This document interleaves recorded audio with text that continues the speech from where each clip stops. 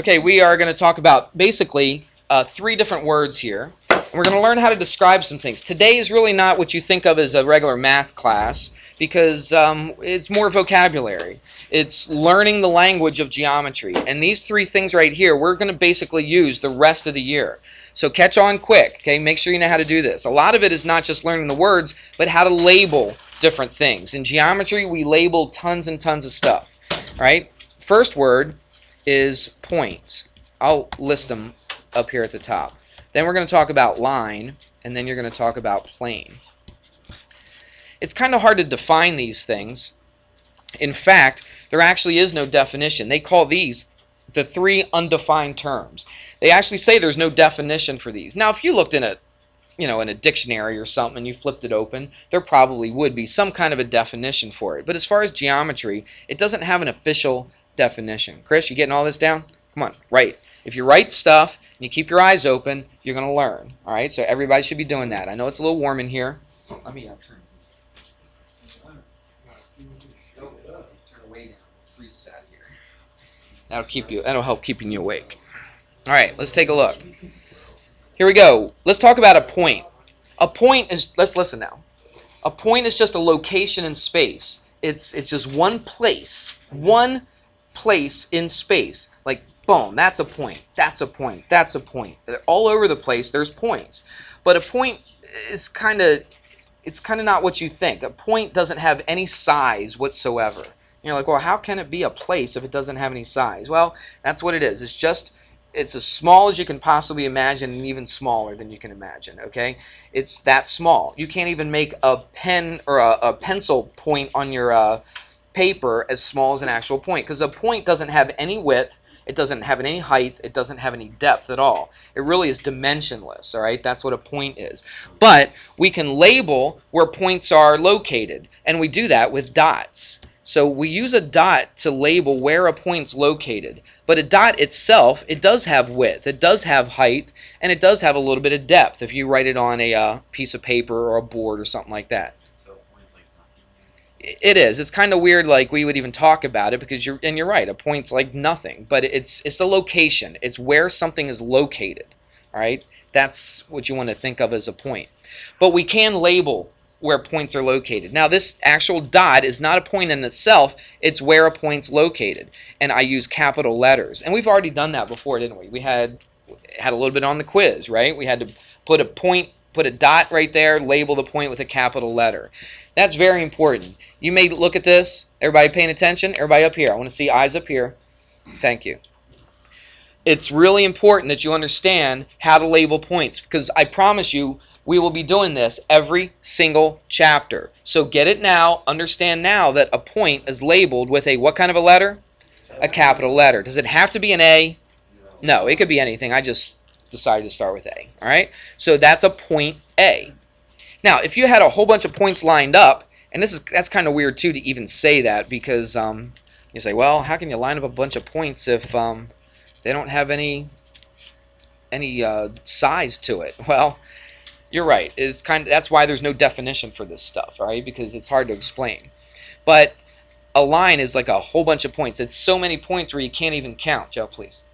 It's so many points where you can't even count how many points there are. There's an infinite number of points. Look what I've done right here. This is a line, and I put arrows at the ends. What do you think those arrows represent? That keeps on going, right? It keeps on going in both directions. It goes infinitely. Okay, infinitely, which means keeps on going forever and ever and ever and never stops. So there's a lot of points on that line then, aren't there? All right, if it just keeps on going forever. But what I'm going to do is I'm going to take two of those points and I'm going to label just two of those points. Now, does this mean there's only 2 points on that line? No, because how many points are on this line? An infinite number of points on that line. I just decided to take two of those points and label them. And they're points, so I label them with what? Capital, not just any letter, capital letter, right? So let's just call it A and B. Just make it easy, all right? So there's a line right there, and I've got point A and I've got point B. Now, if I have a line and I'm given 2 points on that line, I can actually give that line a name, all right? So this is what we do. We use those 2 points on the line. So I call it line AB. But watch what I do. I put a little symbol. This is one of our first symbols that we're going to do. The symbol, a line with two arrows on the ends, just like that. That right there means line AB. So if you're going to read it in the book, and you saw this in the book, you wouldn't just say AB, you would say what? Line AB. Because we're going to be doing a lot of different things later on. Let's make sure we get this straight. So this is line AB, if the two arrows are on the ends. Now watch this. I really mess around with you a little bit here. Let's put another point on this line, and we'll label that. We'll call that C. Does that change that line? I mean, that line's still the same exact line, right? I just decided to take one of the other points on there and label it and give it a name. So I could still call this line AB. But guess what? I could also call it something else. I'll put an or right here. Or I could call it, I could call it BA. You're absolutely right. I could call it BA, go in the other direction. It doesn't have to start with A. All right? It doesn't matter which direction. As long as I use only 2 points on that line. I could write down a dozen different points on this line. But if I wanted to name the line, I wouldn't use every single point on there. I'm only using how many points? 2. I'm only using 2 points. So I could call it AB or what? BA. Or let's use the C. I could call it what? AC. Put the line over top of it. Or I could call it what? C. Yeah, well, I'm reversing, okay? So I go from here to here. I could call it AB or BA. I could call it AC or CA, all right? Or what else? I could call it BC, couldn't I? I could call it BC, or I could reverse that and go CB. Do you see that? So if I have 3 points on here, there's 6 different things that I could call this line. And it really doesn't matter which one you use. It doesn't make any difference, okay? You can use any of these. But notice what I've done. I've labeled it correctly. Some of these lines are a little bit squiggly looking, but you get the idea, okay? Put the straight line with the arrows on the ends, and that means it's line AB, BA, and so on. Make sense? All right. Let's do one more thing. Let's see when we get out of here. 1:40? Okay, I got about 3 minutes. Just enough time to do this. What was the third word that we... Plane. So here's what they usually make a plane look like in the book or on paper or something. It kind of looks like this. Don't draw this just yet because I'm going to change this just a little bit. All right. On this program, I can do this. Go to this shear setting. Go to 30 degrees and boom, right there. For some reason, this is what they make a plane look like in a book, in a textbook or on a piece of paper and that kind of thing. But let me just explain to you what a plane is. Yeah, if you can draw that, go ahead and draw that. A plane is basically just a flat surface. So when you think of a plane, P-L-A-N-E, all right, like an airplane, P-L-A-N-E, a plane is just a flat surface. So this notebook that I'm holding right here, it represents a plane.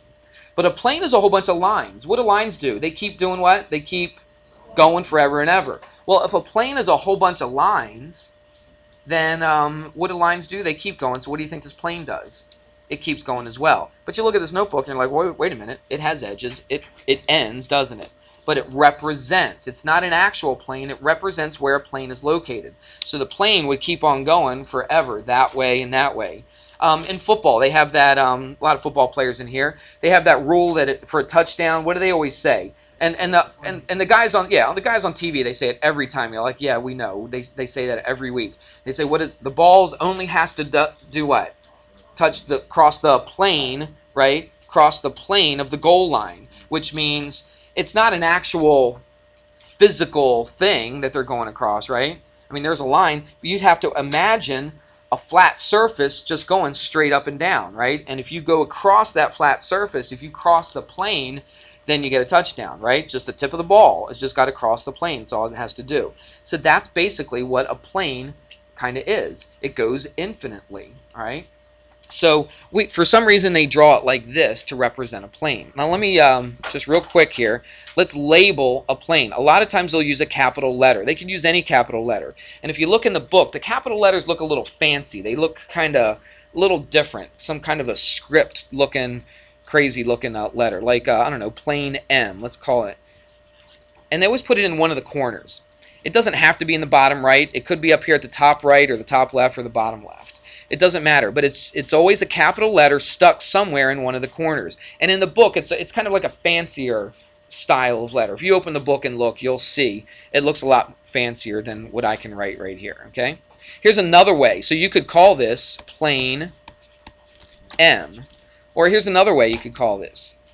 You could, if you have 3 points on the plane, if they label 3 points, so let's just call it A, B, and C.